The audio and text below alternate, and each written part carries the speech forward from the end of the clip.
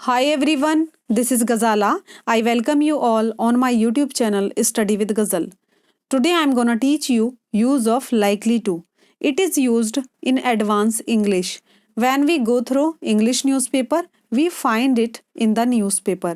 जब हिंदी बोलते टाइम संभावना है का सेंस आता है, तब likely to का यूज इंग्लिश में संभावना के लिए किया जाता है. इसे मैं आपको एक एग्जाम्पल के थ्रू समझाती हूँ. आप अगर हिंदी में ये बोलें सभी विद्यार्थियों के परीक्षा में पास होने की संभावना है, या फिर आप ये बोलें तुम्हारे प्रिंसिपल बन जाने की संभावना है. इन दोनों सेंटेंस में ये जो संभावना वर्ड आ रहा है, इसके लिए हम इंग्लिश में लाइकली टू का यूज़ करते हैं. मतलब अभी कुछ हुआ नहीं है, बट ऐसा फ्यूचर में होने की संभावना है, ऐसी उम्मीद की जाती है, तब हम लाइकली टू का यूज़ करते हैं. अब चलिए आगे हम इसका स्ट्रक्चर या रूल समझ लेते हैं, ताकि ऐसे ही और भी सेंटेंस हम फ्रेम कर सकें.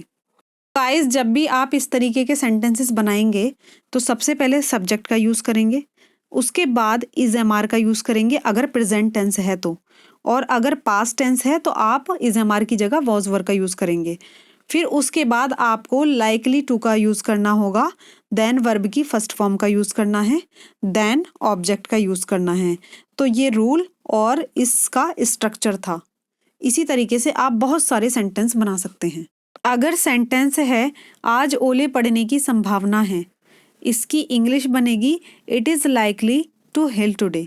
आपको एक चीज़ का ध्यान रखना है, अगर सेंटेंस में बारिश होना या ओले पड़ना हो तो इंग्लिश में सब्जेक्ट के लिए इट का यूज़ होता है.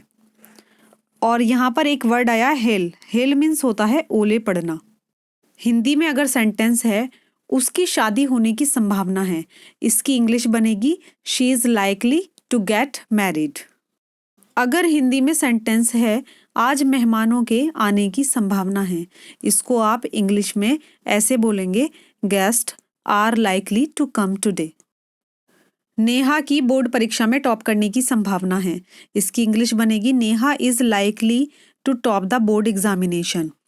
इस सेंटेंस को हम नेगेटिव वे में भी बना सकते हैं, बस हमें कुछ नहीं करना है, इसके बाद नॉट का यूज़ करना है, यानी जो भी हेल्पिंग वर्ब होगा बस उसके बाद हम नॉट का यूज़ करेंगे तो सेंटेंस नेगेटिव हो जाएगा. My best wishes and all the very best to all the students who are gonna appear in board examination. अगर हिंदी में ये सेंटेंस है तुम्हारे पापा के चुनाव जीतने की संभावना है, तो इसको हम इंग्लिश में इस तरीके से बोलेंगे your father is likely to win the election. तुम्हारे वहाँ कब जाने की संभावना है, इसको इंग्लिश में ऐसे बोलेंगे when are you likely to go there. अभी तक आपने पॉजिटिव स्टेटमेंट पढ़े थे, अब आप इसमें ये सीखिए कि अगर क्वेश्चन में यूज़ करना है आपको लाइकली टू का तो कैसे यूज़ करेंगे. तो बहुत सिंपल है, सबसे पहले क्वेश्चन वर्ड का यूज़ करना है, देन हेल्पिंग वर्ब का यूज़ करना है, देन जो भी सब्जेक्ट है उसका यूज़ करना है, then likely to, then main verb, और जो भी ऑब्जेक्ट है फिर उसका यूज़ करना है.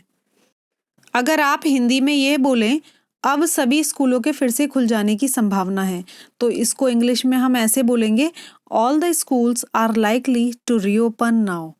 फिर से खुलने को रीओपन बोलते हैं. अगर हिंदी में सेंटेंस है तुम्हारी शादी में उसके नाचने की संभावना है, इसको इंग्लिश में हम ऐसे बोलेंगे he is likely to dance in your wedding. I request to everyone, if you like my video, please do subscribe my channel and don't forget to press the bell icon so that you can get the notification of my new videos. And if you want to watch my other videos, then you can find links of those videos in the description box of this video.